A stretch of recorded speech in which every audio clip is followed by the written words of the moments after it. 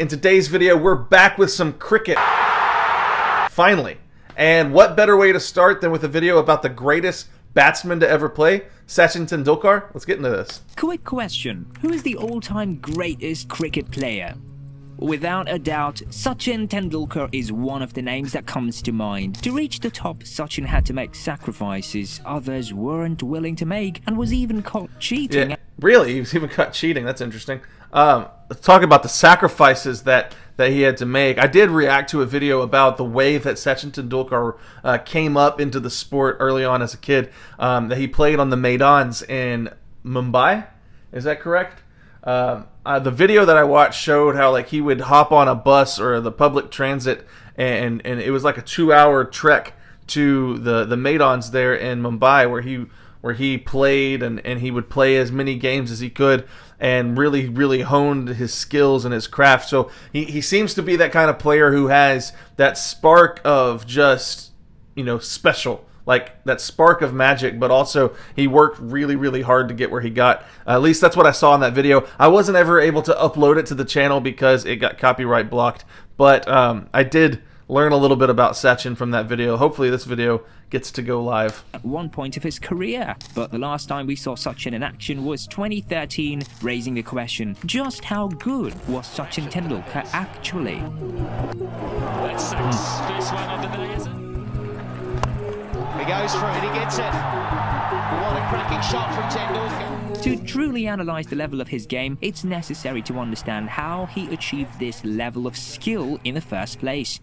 As a child, Sachin was interested in tennis, idolizing American tennis player John McEnroe to the point where he adopted his hairstyle. During this period of his life, Sachin regularly wore tennis accessories and even carried with him a tennis racket as a sign of his love for the sport. But the second Sachin's brother introduced him to cricket in 1984, he fell in love. There was a problem though. Sachin played horrible under the supervision of coaches, but one day Sachin's coach watched from afar and was impressed by his talent, ultimately leading him to join his first academy. However, this didn't last very long because his coach advised him to follow a career at a school that's famous for creating many well-known cricket players, and that is Shardashram Vidya Mandir School. This would mark the... Say that again? I did not catch one word of that. Accomplished several milestones as a teenager. At the age of 11, Sachin started playing club cricket, debuting in the Kanga Cricket League, a prestigious club tournament in Mumbai for the John Bright Cricket Club. Yeah. This would make him... This is kind of the stuff that they covered in that video that I reacted to. I wish I could have uploaded that video because it was a fantastic video, great production quality too. It got copyright blocked. The youngest player in league history at the time. Skipping forward 3 years, on November 14th, 1987, 14-year-old Sachin was selected to represent Bombay in the Ranji Trophy for the 1987 season. Although he was not selected for the final 11 in any of the matches, he made a couple of appearances as a substitute fielder. A year later, on December 11th, 1988, at the age of 15 years, he made his debut for Bombay against Gujarat at Wankhede Stadium, scoring a 100 not out in that match, making him the youngest Indian to score a century on debut in a first-class cricket match. Sachin finished that 1988 Ranji Trophy season. He scored a century. He scored 100 in a debut at 15 years old in a first-class cricket match. I can't just let that go without acknowledging what was just said. That's pretty crazy. That's pretty crazy, to say the least. And as Bombay's highest run scorer, an impressive feat for a 15-year-old, scoring 583 runs at an average of 67.77 and being the 8th highest run scorer overall in the league. At this point, he had become the youngest player to debut for India in tests, aged 16 years and 205 days, and also the youngest player to debut for India in ODI, aged 16 years and 238 days. This wasn't an easy feat, and even more impressive is that those records still stand to this day. Not a single person has been able to break them. Years later, in 1992, at the age of 19, Sachin became the first overseas-born player to represent Yorkshire, which was shocking because it wasn't common for Yorkshire to select international players. He was selected as a replacement for the injured Australian fast bowler Craig McDermott. In total, Sachin played 16 first-class matches for the team and scored 1,070 runs. points at an average of 46.52. For those who knew Sachin Tendulkar from his early days, it's no surprise to them that he pretty much would go averaged on a to half achieve century. everything that he had. Y'all let me know. Averaging a half century, averaging 46 runs. Is that good? Is that common? I know because cricket is such a higher, it has a higher threshold of you wouldn't say goals scored, of runs scored, than other sports. I wonder if a half century per match is reasonable. Is that high? Is that low?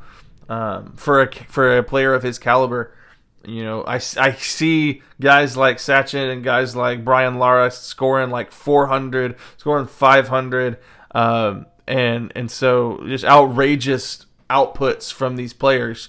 So I wonder if a half century a game, 46 points a game, is good. Is it reasonable? Is it normal?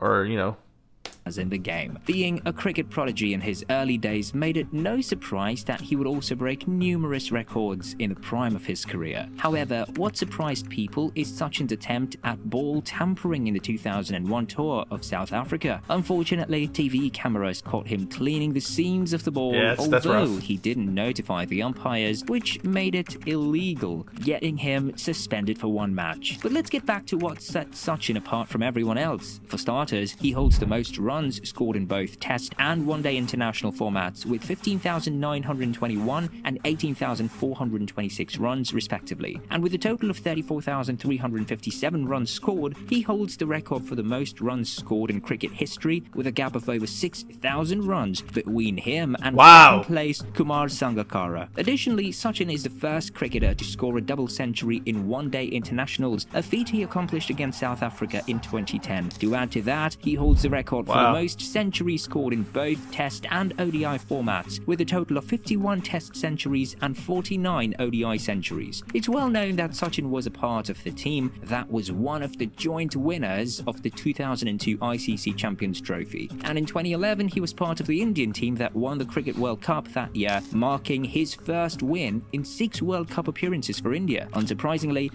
speaking of the Cricket World Cup happening in the USA, we're not known as a cricketing nation, but apparently it's here. It's making its way here. Sachin also holds the record for the most runs scored in World Cup history with 2,278 runs. Throughout his career, he's had moments that are more memorable than others, and we're going to analyze a few of them to show just how skillful he was in the moment. Starting with his feat against England at Old Trafford in 1990, where India found themselves struggling in the second innings of the game. They had lost 5 of their batsmen and only had a score of 127 runs, even though the bowling from the opposition wasn't very challenging. They had just one batsman left, 17-year-old Sachin. Regardless of his young age, Sachin showed great determination as he batted for almost 4 hours, scoring 119 runs. Unfortunately, India would lose the game despite a hard-fought effort from Sachin, but his performance would undoubtedly remain the highlight of the game. It doesn't end there, though. Sachin pulled off an amazing performance yet again when India was struggling against Australia in the 1998 matchup in Sharjah, and to make matters worse, Sachin wasn't getting any help from his fellow batsmen. Despite facing a strong Australian attack, Sachin took command of the game and played with ease, hitting 9 fours and 5 sixes to compile 143 runs off 131 balls. Though his solo efforts wouldn't be enough to reach the set target of 276 runs in 46 overs, India still progressed to the finals ahead of New Zealand. In another instance facing South Africa in Cape Town in 2011, India were down badly in the first innings, scoring only 28 runs and losing 2 wickets. Despite facing aggressive bowling from South Africa's Dale Steyn, Sachin took the challenge aggressively, moving forward from his usual position in the batting crease and playing a glorious 314-ball innings. His determined effort would not only secure a narrow 2-run lead, but also help India end the match in a draw. However, this was not the only time Sachin saved India from South Africa, because a year earlier in 2010, in what will be one of his most memorable innings, he achieved new milestones and scored a double century of off 147 balls, a feat that made him the first Wow. player to hit a double century in ODI cricket. This resulted in India destroying South Africa by a margin of 153 runs in the game. Unfortunately, there was a period of time in 2011 where Sachin would face a drought and went more than a year without adding a century to his tally. But that all changed in the 2012 Asia Cup match against Bangladesh. Sachin had accomplished the feat of 100 centuries, scoring 114 runs off 147 deliveries, and this would make him the first batsman in history to score a century of centuries in cricket history. These 5 moments mentioned Wow. are only the tip of the iceberg. Not many cricket players even get close to what Sachin has accomplished. What a legend Sachin Tendulkar was. I hope you enjoyed this cricket reaction. I don't do as many cricket reactions as maybe many would hope, but I do try to make some time out of my filming schedule to check out new sports. My channel is mostly devoted to football, but if you enjoy both football and cricket, go ahead and subscribe to the channel because I'll have both kinds of videos coming out on this channel. And I'd love to see you again.